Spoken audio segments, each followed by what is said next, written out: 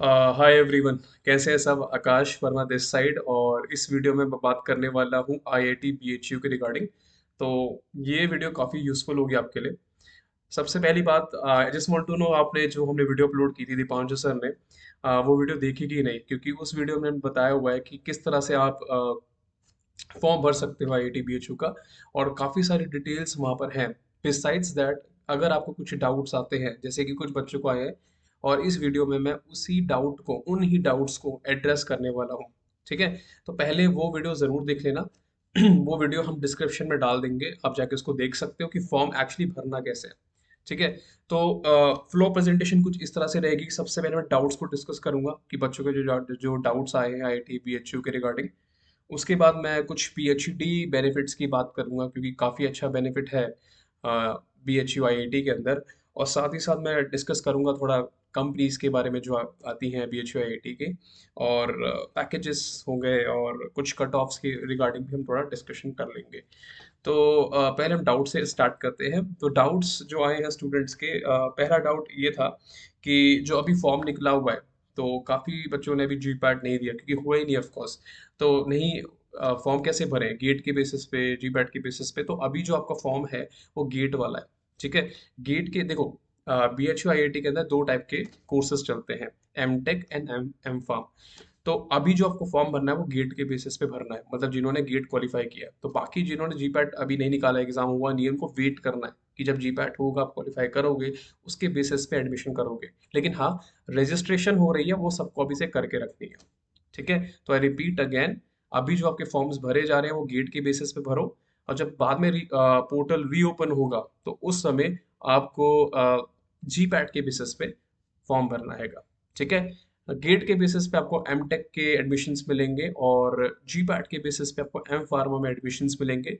M pharma के under 4 subjects आते हैं, फार्माकोलॉजी, फार्मास्यूटिक्स वगैरह, दो और हैं, वो ब्रोशर में जाके रीड कर सकते हो। और एम टेक के अंदर बायोटेक्नोलॉजी वगैरह सब्जेक्ट्स आ जाते हैं। सारी इन्फॉर्मेशन ब्रोशर पे अवेलेबल है आईआईटी बीएचयू के।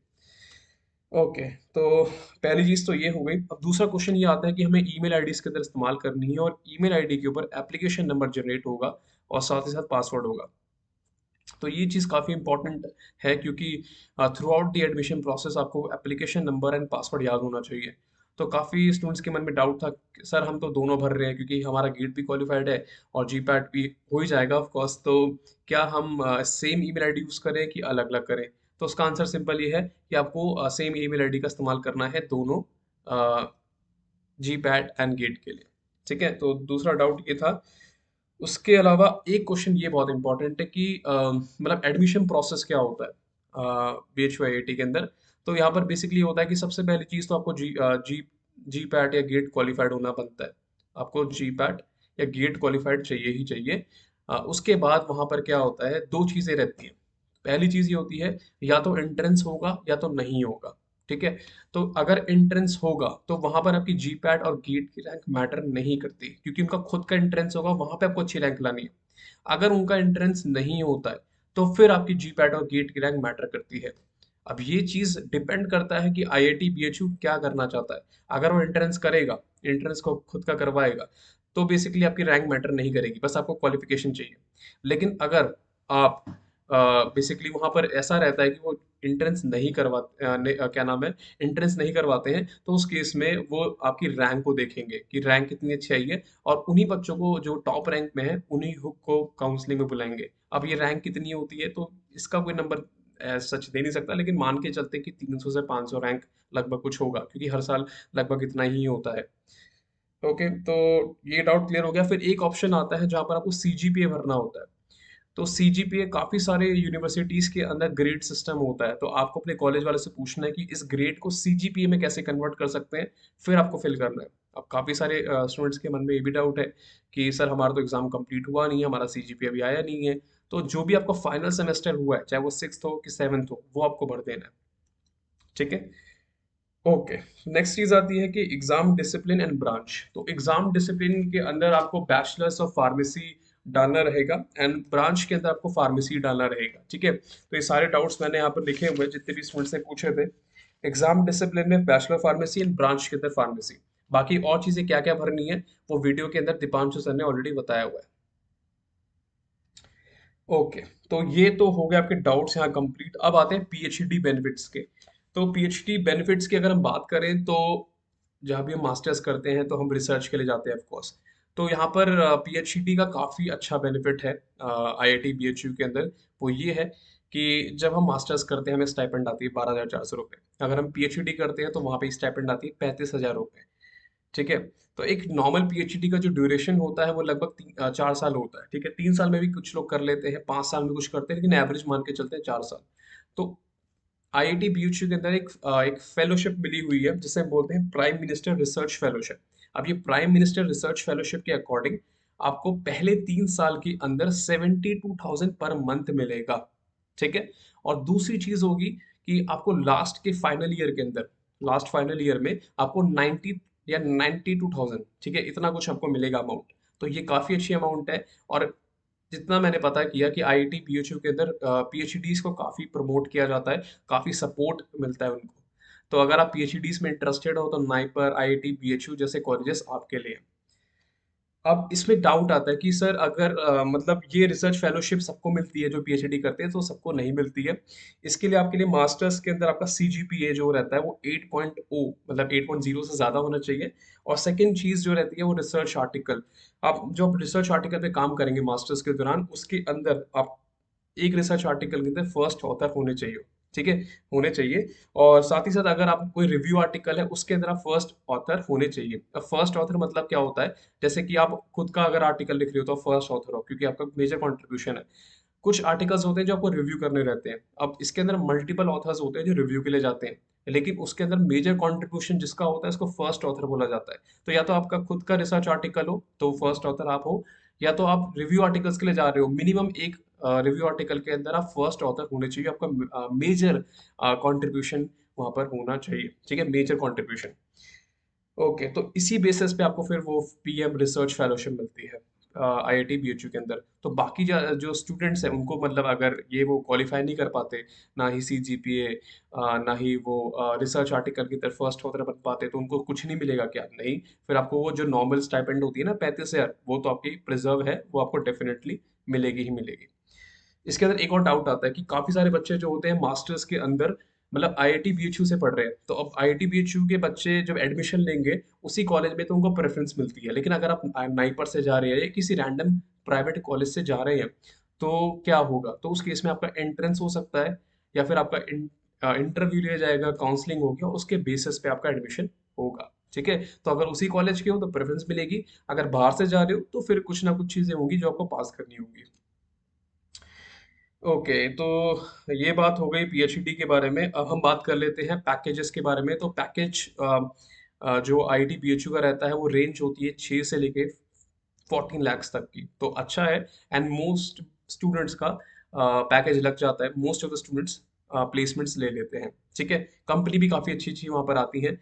और इनफैक्ट मतलब फार्मेसी के जो बच्चे होते हैं वो मतलब बीटेक वाली कंपनीज में भी बैठ सकते हैं। सब में नहीं बैठ सकते, कुछ कुछ कंपनीज में बैठ सकते हैं और वहाँ के बेनिफिट्स भी अवेल कर सकते हैं, प्रोवाइडेड कि आपको कुछ प्रोग्रामिंग लैंग्वेजेस लर्न करनी पड़ेगी, क्योंकि यार ऐसे तो कंपनी लेगी नहीं, है ना। तो आपको लैंग्वेजेस आनी चाहिए और उसके बाद फिर आपका वहाँ पर प्लेसमेंट हो सकता है और उनका पैकेज 10+ ही होता है। ओके, नेक्स्ट चीज आती है सिलेबस के बारे में। तो उसका कोई फिक्स सिलेबस नहीं है, तो कुछ भी पूछा जा सकता है, तो आपको वो चीज़ कवर करनी पड़ेगी। लेकिन हाँ, एंट्रेंस के अंदर आप जब देने जाओगे अगर होता है साल, तो आपको बेसिकली आईआईटी बीएचयू के रिगार्डिंग चीज़ें पता होनी चाहिए कि उसकी हिस्ट्री क्या है, उसके बारे में पता होनी चाहिए, काफ़ी सारी चीज़ें उसके बारे में पता होनी चाहिए। साथ ही साथ आप काम कर सकते हैं कोर सब्जेक्ट्स पे जिस पे रिसर्च चलती है। अब रिसर्च किस पे होती है? फार्माकोलॉजी के अंदर रिसर्च होती है, एनालिसिस। कोग्नोसी पे काफ़ी अच्छी रिसर्च होती है। लास्ट ईयर कोग्नोसी पे बहुत क्वेश्चंस आए थे, तो वो एक अच्छी चीज़ है। और एंट्रेंस के अंदर नेगेटिव मार्किंग जितना मुझे पता है नहीं होती है। तो एक ये बहुत अच्छा एक एस्पेक्ट है आईआईटी बीएचयू का। और ये एंट्रेंस जो होता है वो ऑफलाइन होता है, आपको वहाँ जाके ही देना पड़ेगा। नेक्स्ट चीज़ आती है कट ऑफ।